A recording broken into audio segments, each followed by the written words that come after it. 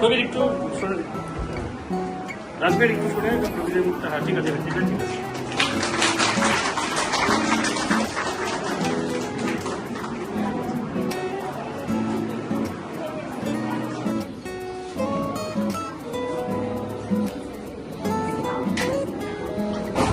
Sir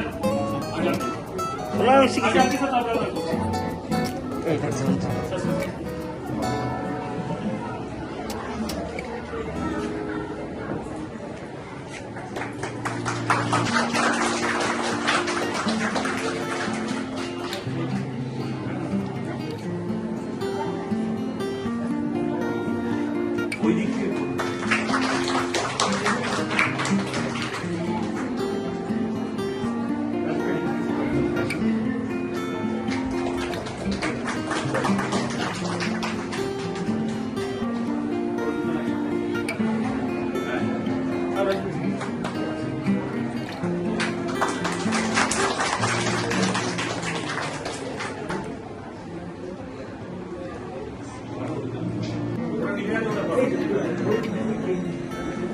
পার্শ্ববর্তী college Palashi কলেজের অধ্যাপক ডক্টর প্রবীর বৈদ্য মহাশয় আজকের এই আলোচনা সভার তিনি সভামুক্ত। এরপর আমি ডক্টর প্রবীর বৈদ্যর হাতে মাইক্রোফোন তুলে দেবো।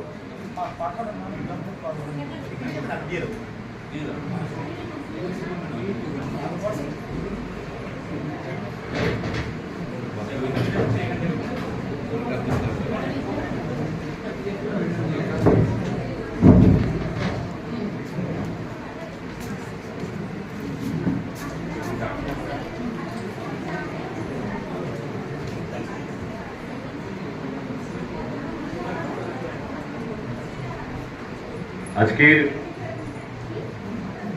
যে বাংলা কবিতা নিয়ে এখানে একটি মনজ্ঞ আলোচনা হতে চলেছে এবং এত ছাত্রছাত্রী তোমরা আগ্রহ নিয়ে বিশেষ করে কবিতার মতো বিষয়কে শোনার জন্য মনস্থির করেছো, এটা একটা সুন্দর দিক।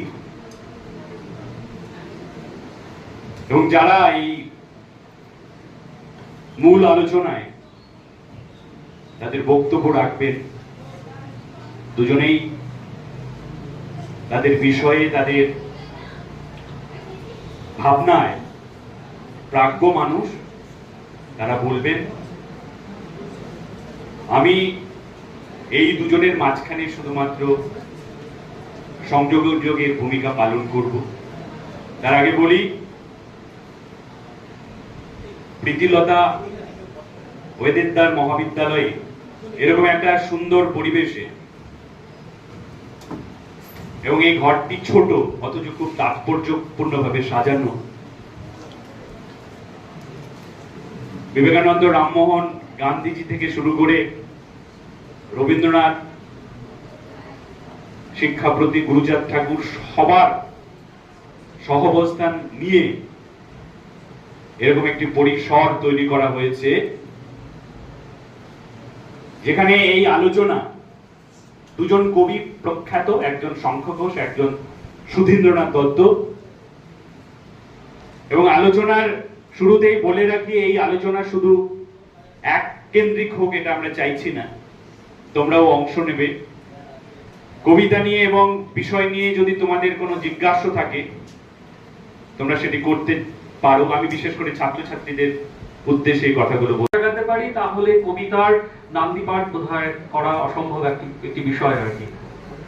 তো আমরা জানি যে বাংলা কবিতার একটা দীর্ঘ যাত্রাপথ আছে। চর্যাপদ কিংবা তার আগের যদি সূচনা লগ্ন আমরা দেখি, বাংলা সাহিত্য কিন্তু কবিতার হাত ধরেই সামনের দিকে এগিয়েছে। কিন্তু যেমনটা হয় আর কি, সমস্ত কিছুর একটা ভাঙা গড়া থাকে। বাংলা কবিতাও কিন্তু প্রায় 1000 বছরে তার একটা নতুন একটা দিগন্তে পৌঁছেছে। যাদের হাত ধরে পৌঁছেছেন তাদের মধ্যে দুজন মানুষ, একজন সুধীন্দ্রনাথ দত্ত এবং অবশ্যই অন্যজন শঙ্খ ঘোষ। এই দুজন কবি আমাদের কবিতার মানচিত্রের একটা দুজন উজ্জ্বল নক্ষত্র, সেই সম্পর্কে আজকে আমরা আলোচনায় শুনবো। ধন্যবাদ বাংলা বিভাগকে তারা এই রকম একটি মনোজ্ঞ আলোচনা সভার আয়োজন করেছেন। আসলে আমাদের এই মহাবিদ্যালয়ের এই বছরের শুরু থেকেই আমরা একটা পরিকল্পনার মধ্যে দিয়ে আমরা গেছিলাম যে প্রতিটি বিভাগ তাদের ছেলেমেয়েদের সামনে এই সময়ের ভাবনা চিন্তা কোন জায়গায় দাঁড়িয়ে আছে, এই সময়ের বিদ্যাচর্চার অভিমুখ ঠিক কোথায়, তার একটা আয়োজনের আমরা দিক রেখেছিলাম।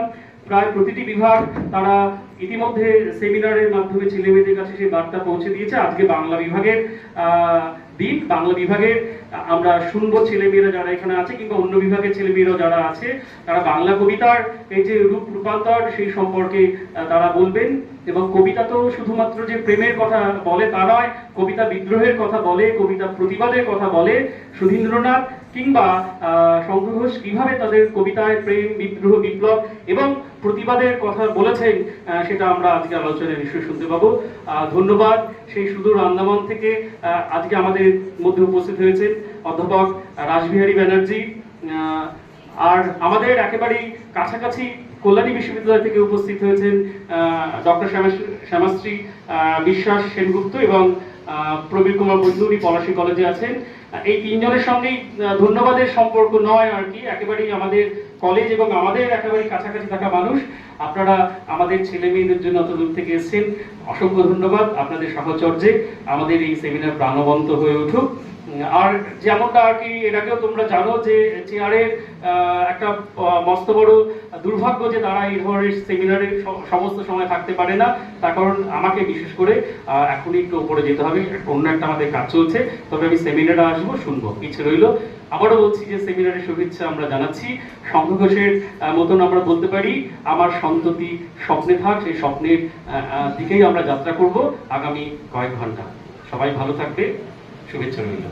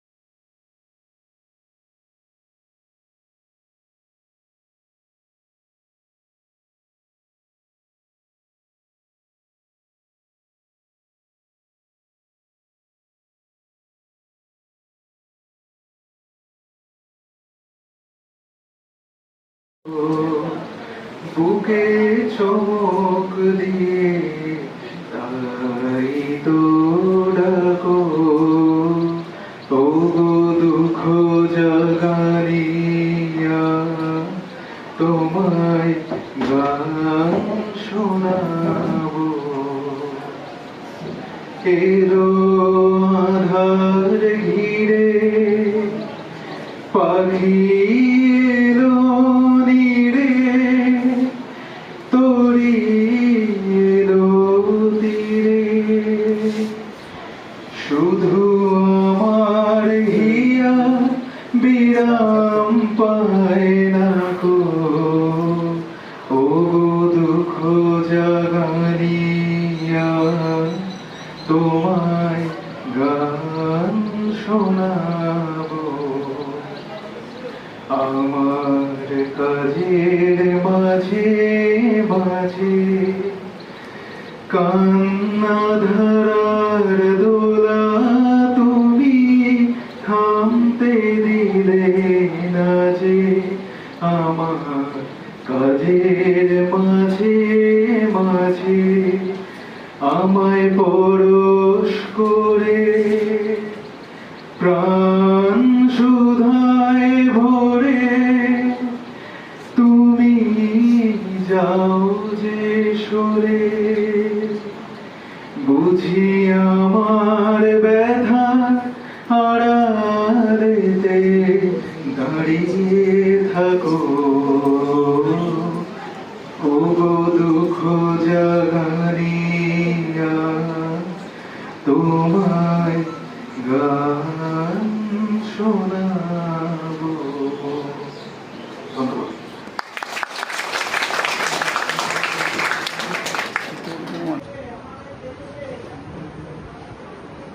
নমস্কার স্যার, বলছি আমার প্রশ্নটা হচ্ছে এই যে নৈশব্দের ব্যাপারটা, মানে কবি কতটা বলবে, তাই তো? তো যেখানে কবি স্বতঃস্ফূর্ততা রয়েছে, লেখার ভয় নেই, কিন্তু নৈশব্দটা কেন? মানে উনি, আমরা যদি কারো কবিতা, মানে তিনি যদি এমন ভাবে লেখেন যে আমরা বুঝতে পারবো না, এবার ওনারা 5 জন করলে তো 5 রকম অর্থ বেরোবে, তাহলে নৈশব্দ রাখার মানেটা কি? উনি তো সমগ্রভাবে বুঝিয়ে দিতে পারে, হয় না কিছু শব্দ দিয়ে, মানে এটাই জানতে চাচ্ছি।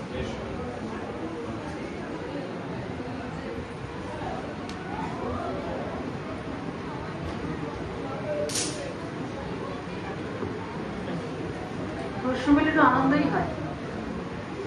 তো ও যেটা বলেছে, আগে ওরটা আমি ঠিক বুঝেছি কিনা সেটা আমি বলি। ও বলেছে যে যদি শব্দের মধ্যে নৈশব্দ, মানে কবিতার মধ্যে তো নৈশব্দই থাকতে হয়, তাহলে আর সবাই বুঝবে না, সেটার প্রয়োজন কেন, তাই তো? এখন একটা জায়গায় আমাদের একটুখানি ভুল হচ্ছে, মানে আমার বোঝাতে ভুল, তোমার ভুল হয়নি। সেটি যে নৈশব্দ মানে কিছু না বলা, সেটা কিন্তু নয়। হ্যাঁ, এটা আমরা বলি যে নৈশব্দ আমরা ভেবে নিই যে ভাষাহীনতা, তাই না? কিন্তু এখানে কবিতার যে নৈশব্দ, সেটা কিন্তু সম্পূর্ণ দাঁড়িয়ে আছে কবির স্টাইলের উপর।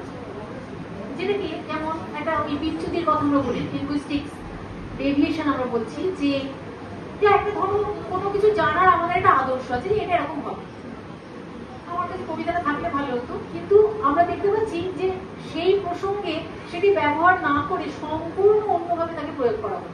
তাহলে কি হলো, আমাদের যে আদর্শটা ছিল বোঝার, সে আদর্শটা ভেঙে গেল। এখন কবিতার ওখানেই হচ্ছে শিল্পী।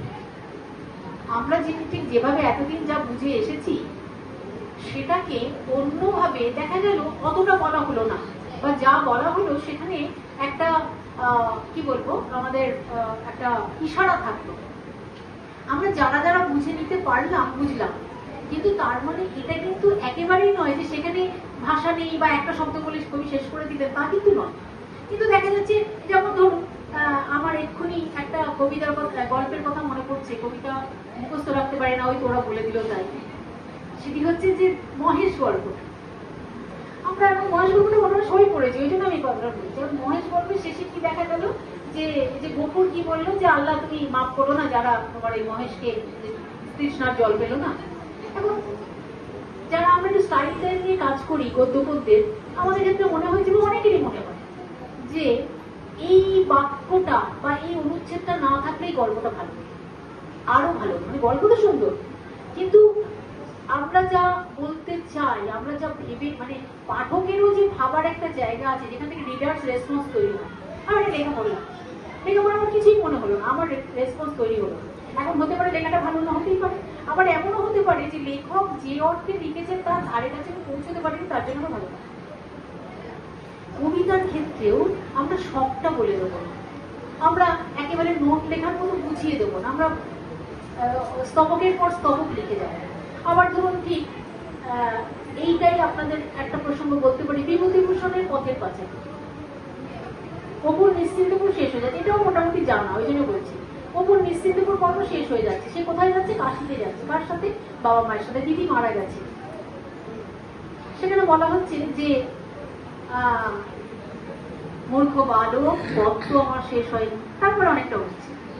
এখন ওখানে অপু যদি বর্ণনা করতো যে এরপরে আমি ওখানে কি যাব, কোথায় খেলবো বা কি থাকবে, এমনি দিদি মারা গেছে মন খারাপ হতো, নিশ্চিত করতে ছেড়ে যাচ্ছে, কিন্তু ওইটা হচ্ছে ওই লেখকের স্টাইল।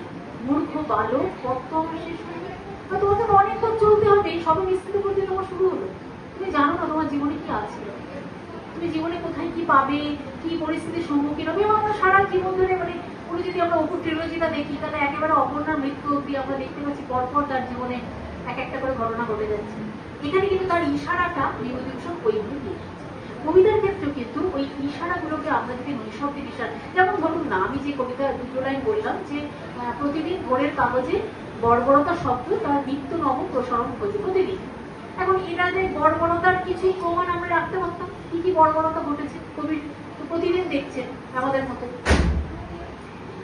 তো সেখানে তিনি বলতেই পারতেন, কিন্তু কোনো বর্বরতার দিকে তিনি গেলেন না, শুধু বুঝিয়ে দিলেন, ওই পক্ষটা আমাদের উপর ছেড়ে দিলেন যে কত ধরনের বর্বরতা আমরা জীবনে সমাজে চারপাশে দেখে থাকি, তার একটা আন্দাজ আমাদের চোখের সামনে যে এরকম বাক্যও তাহলে লেখা যায়।